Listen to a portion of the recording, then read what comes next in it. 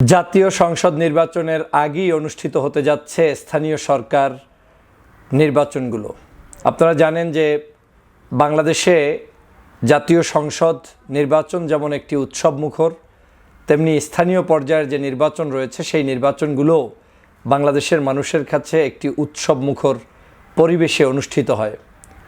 দীর্ঘদিন পর্যন্ত বাংলাদেশের মানুষের প্রত্যাশা হচ্ছে যে বাংলাদেশে এমন একটি নির্বাচন হবে যেই নির্বাচনে জনগণ তার কাঙ্ক্ষিত প্রার্থীকে ভোট দিয়ে নির্বাচিত করতে পারবেন, হোক সে আমার মতের বিরুদ্ধে কিংবা আমার মতের পক্ষে।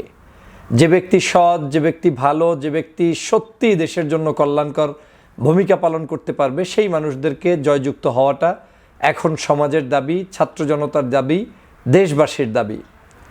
আমাদের দাবির মধ্যে একটি হচ্ছে কোনো পেশি শক্তি, সে যেই হোক, যত বড় শক্তিশালী হোক, সে পেশি শক্তি বিএনপি নাম দিয়ে হোক, জামাত ইসলাম নাম দিয়ে হোক, ইসলামী আন্দোলনের নাম দিয়ে হোক, কিংবা অন্য কোনো রাজনৈতিক দলের নাম দিয়ে হোক, কোনো পেশি শক্তি কোনো নির্বাচনে প্রভাবিত করতে না পারে। আগামীর নির্বাচনগুলোতে আওয়ামী লীগ যেহেতু থাকবে না, আওয়ামী লীগকে যেহেতু জনগণ চায় না, এই দলটি বাদে আমি কথা বলছি, সকল প্রকার পেশি শক্তিকে বাদ দিয়ে যাতে করে ন্যায্যতার ভিত্তিতে একজন সমাজের ব্যক্তি নির্বাচিত হয় যিনি আসলেই জনগণের কাছে জনপ্রিয়।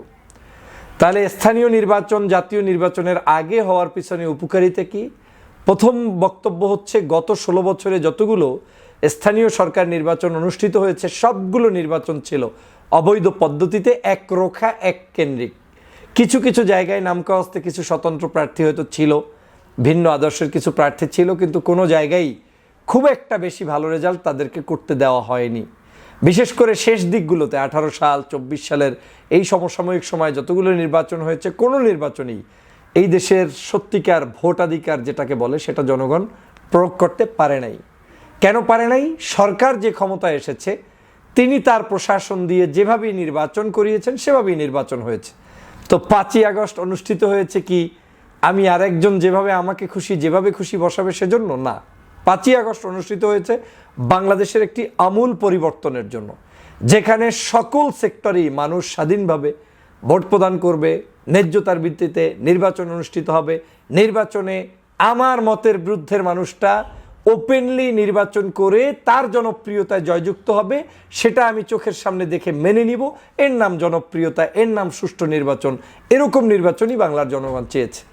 তো স্বভাবতই আগামী সংসদ নির্বাচনের পরে যারা রাষ্ট্র ক্ষমতায় আসবে তারা যদি নির্বাচন অনুষ্ঠিত করে, আপনি বলেন আর যাই বলেন, প্রভাব থাকবেই। এখনও সেই প্রভাবটা যাওয়ার মতো পরিস্থিতি সৃষ্টি হয়নি। ধরে নিন আপনি বিএনপি ক্ষমতায় যাবে, প্রভাব থাকবেই। ধরে নিন আপনি জামাত কিংবা ইসলামী জোট যারা বা বিরোধী বিএনপি বিরোধী যে জোট সংগঠিত হবে, এই জোটের প্রভাব হলেও সেখানে থাকবে।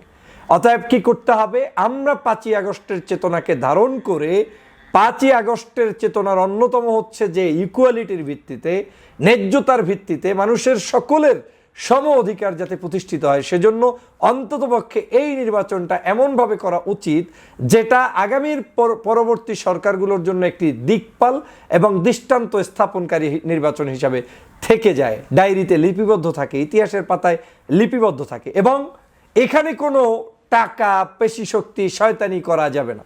এবং এই স্থানীয় নির্বাচন যদি আগে অনুষ্ঠিত হয় তাহলে এই নির্বাচন থেকেই আমরা যেমন দেশপ্রেমিক নাগরিকদেরকে দল মত নির্বিশেষের ভিত্তিতে যে যাকে ভোট দেয় সে যেমন জয়যুক্ত হবে, পাশাপাশি সংসদ নির্বাচনটা কত বড় চ্যালেঞ্জ সেটা এই নির্বাচন থেকে নির্বাচন কমিশন শিখবে, জানবে, বুঝবে। এবং এটা আমার ব্যক্তিগত ওপিনিয়ন হচ্ছে এটাই, যে এভাবেই আমাদের নির্বাচন ব্যবস্থা হওয়া উচিত। কারণ হচ্ছে আমি দেখেছি একজন মেম্বার কি চৌকিদার পর্যন্ত আওয়ামী লীগের সিগন্যাল ছাড়া নির্বাচিত হয়নি। একজন মেম্বার চেয়ারম্যানকে 25 লাখ 50 লাখ টাকা দিয়ে তারপরে উপরস্থ ব্যক্তিকে, আওয়ামী লীগের নেতাকে টাকা দিয়ে খুশি করে তারপরে নির্বাচন করতে হয়েছে। তো সেই পেশি শক্তির নির্বাচন যদি বাংলাদেশে আবার প্রতিষ্ঠিত হয় তাহলে যেই লাউ সেই কদু হবে। ওই যে কোনো রকম একটা নির্বাচন দিয়ে আমরা বিদায় নিয়ে গেলাম, আর আমি জামাত ইসলামরে বসাই দিয়ে গেলাম, ওই বিএনপিকে বসাই দিয়ে গেলাম, বা আমার আরেকজনকে বসাই দিয়ে গেলাম, না, এটা 5ই আগস্টের চেতনা নয়। 5ই আগস্টের চেতনা হচ্ছে শেখ হাসিনা যতগুলো অপকর্ম করেছে সবগুলোকে মূলোৎপাটন করে দেওয়াই 5ই আগস্টের চেতনা। আমি ধন্যবাদ জানাই সাহসী বীর বর্তমানে এই ছাত্র জনতার মধ্যে যে মন্ত্রী পরিষদ তথা উপদেষ্টা পরিষদে আছেন আমাদের সজীব মাহমুদ ভুঁইয়া, এই যে মানে আসিফ, এই নাহিদ, এই যারাই আর কি, সজীব মাহমুদ ভুঁইয়া মানে আসিফ, এই আসিফ ভাইয়েরা যে কাজটা উদ্যোগ নিয়েছেন, আপনাদের এই কাজকে সাধুবাদ জানাই।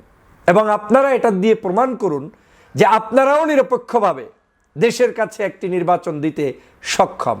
এখন যদি কেউ মনে করে এই নির্বাচন হলে আমার গায়ে লাগে, কষ্ট লাগে, আমি ব্যক্তিগতভাবেই বলছি, কষ্ট লাগলে বুঝতে হবে আপনার ভিন্ন কোনো উদ্দেশ্য।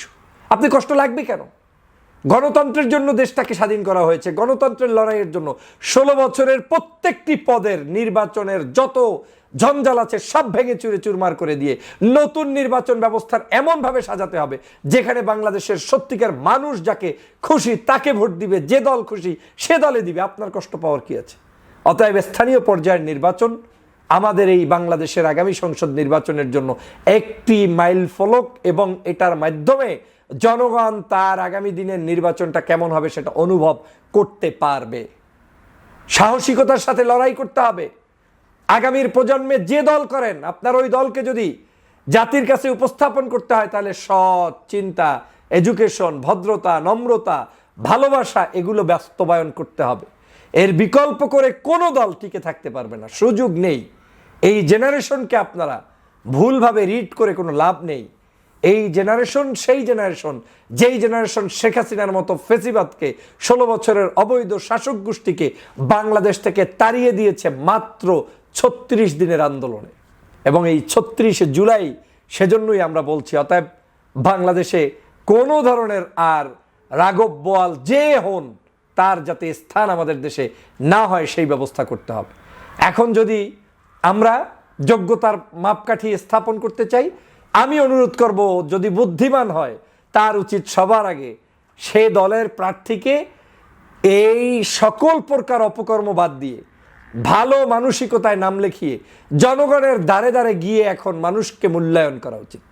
আপনি বিএনপি থেকে প্রার্থী হতে চান, জামাত থেকে প্রার্থী হতে চান, ভিন্ন অন্য দলের থেকে প্রার্থী হতে চান, ইসলামী আন্দোলন থেকে হতে চান, আপনি যেখান থেকেই হন আপনার স্থানীয় মানুষদের সাথে সুসম্পর্ক বৃদ্ধি করুন। কাউকে ভয়ের রাজনীতি যারা ইতিমধ্যে প্রভাব খাটিয়ে কায়েম করেছেন, আপনাদের জন্য তো এটা একটা বড় ধরনের অশনি সংকেত হবে বলে মনে হচ্ছে। যেই করেন লাভ নাই, মানুষ এগুলো পছন্দ করে না। মানুষ চায় সৎ মানুষ, মানুষ চায় ভালো মানুষ, মানুষ চায় তার সত্যিকার ভোটের অধিকার প্রতিষ্ঠা করতে। এখন বুঝবেন কেমনে যে ভোটের অধিকার কেমনে? এইবার বুঝবেন। 16 বছর ভোট দিতে পারেন নাই বিধায় আপনার এই বাটির ভিতরে ঝনঝনানি আপনার কাছে টের পাচ্ছেন না। কিন্তু 16 বছর পরে যখন মানুষ সাদা একটা ব্যালট পেপার পাবে তখন মানুষ বলে দিবে কাকে ভোট দিবে কাকে ভোট দিবে না। অতএব কোনো পেশি শক্তির জোর এই নির্বাচনে কাজে আসবে না। যদি সত্যিকার দেশপ্রেমিক নাগরিক হয়ে থাকেন তাহলে এই নির্বাচনে আপনি আপনার যোগ্যতার প্রমাণ রাখুন এবং এই নির্বাচনকে সাহায্য করুন।